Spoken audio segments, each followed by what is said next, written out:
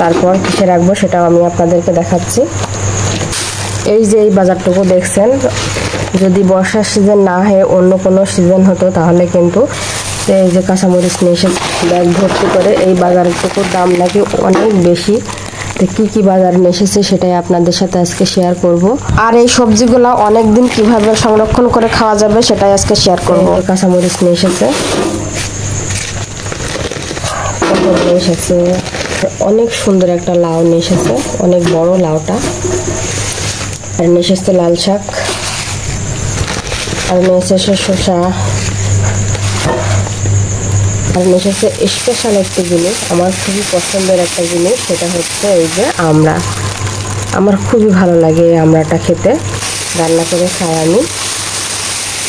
যত টাকাতে নিয়ে এসেছে আরও অনেকের ডবল হতো, কিন্তু এখন বর্তমানে এই সবজিগুলোর দাম কিন্তু প্রচুর বেশি। সবজির গায়ে বলে কোনো হাত দেওয়া যাচ্ছে না। আপনাদের ভাই এসে তাই বললো যে এতটুকু সবজি এতগুলো দাম নিয়েছে। তো এতগুলো সবজি যেহেতু নিয়ে এসেছে এবারে খেয়ে ফেলা যাবে না, সেই জন্য আমি কিছু সংরক্ষণ করে রাখবো। সেটা কিভাবে সংরক্ষণ করব সেটাই আপনাদের সাথে এখন শেয়ার করব। তো আমি যে শসা দেখতে পাচ্ছেন, শসাটা কিন্তু আমি এমনভাবে রাখবো একেবারেই যেমন শসা নিয়ে এসেছে ঠিক তেমনই থাকবে। আমি কিন্তু কোনো পলিথিন ব্যবহার করব না। তা কিসের ভিতরে রাখবো সেটাই আপনাদের সাথে এখন শেয়ার করব। এই যে এটা দেখতে পাচ্ছেন না, এটার ভিতরে যদি শসা রাখা হয় তাহলে কিন্তু অনেক দিন ভালো থাকে। তাই সেইগুলোর ভিতরে আমি এখন শসাগুলো রাখছি। এই যে এইভাবে যদি বাইরে রাখবো না, এটা হচ্ছে ফ্রিজে নর্মালি রেখে দেবো এইভাবে, তাহলে কিন্তু অনেক দিন খেতে পারবো। সবজির যে দাম এখন বর্তমানে, এই লাউটা কিন্তু আমি একই পচেবো।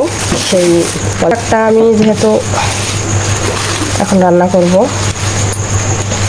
আর এই যে দেখতে পাচ্ছেন পটল, এই পটল কিন্তু যেভাবে সেভাবে রাখলে হবে না, একদিন যদি বাইরে থাকে তাহলে কিন্তু শুটকি হয়ে যাবে। তারপরও কিভাবে রাখতে হয় সেটাও আপনাদেরকে এখন দেখাবো। পটলগুলো নিয়ে এসেছে, সেই পটলগুলো কিন্তু সব আমি এই পলিথিনের ভিতরে রাখবো। এই পলিথিনের ভিতরে রাখলে পটলগুলো একদম টাটকা থাকবে, সেই জন্য আমি এখন এই পলিথিনের ভিতরে রাখছি। এটা কিন্তু আমি ফ্রিজে রাখবো। আপনারা যদি যাদের ফ্রিজ থাকবে না তারাও যদি এরকমভাবে রাখেন কিছুদিন থাকবে, 4-5 দিন খুবই ভালো থাকবে, টাটকা থাকবে।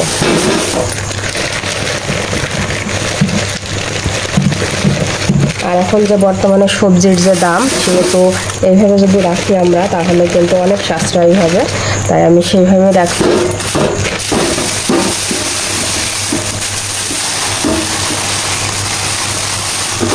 এখন নর্মাল ফ্রিজে রেখে দেবো, তাহলে আমি অনেক দিন ধরে খেতে পারবো। একটা জিনিস হচ্ছে এটা কাঁচামরিচটা আমরা কীভাবে সংরক্ষণ করবো। কাঁচামরিচ যদি এইভাবে গোটা সহ রাখা যায় তাহলে কিন্তু একেবারে ভালো থাকবে না। তা কীভাবে রাখবো আমরা এটা, সেটা হচ্ছে এই যে এইভাবে গোটাগুলো ছাড়াইয়ে তারপর কিন্তু আমরা পলিথিনে রাখবো না। পলিথিনে রাখলে কিন্তু বেশি দিন খাওয়া যাবে না। আর কাঁচামরিচের যে দাম, সেই দাম হিসাবে আমরা এখন এটা এভাবেই করে বেছে নিয়ে তারপর কিসে রাখবো সেটাও আমি আপনাদেরকে দেখাচ্ছি। তা কাঁচামরিচটা রাখবো এই যে এটার ভিতরে, এই ব্যাগের ভিতরে যদি কাঁচামরিচটা রাখা হয় তাহলে কিন্তু সহজে নষ্ট হবে না, একটাও পচবে না। আর বোটা ছাড়াই তো অবশ্যই রাখতে হবে, সেইভাবেই আমরা এখন বোটা ছাড়িয়ে সবগুলা ওর ভিতরে রাখবো। তো যাই হোক, আজকে আমার ভিডিওটি এই পর্যন্তই। ভালো থাকবেন সবাই। আর যদি একটুও যদি আপনাদের উপকার হয় অবশ্যই লাইক কমেন্ট শেয়ার করে রাখবেন পরবর্তী ভিডিও পাওয়ার জন্য। আল্লাহ হাফেজ, ভালো থাকবেন সবাই।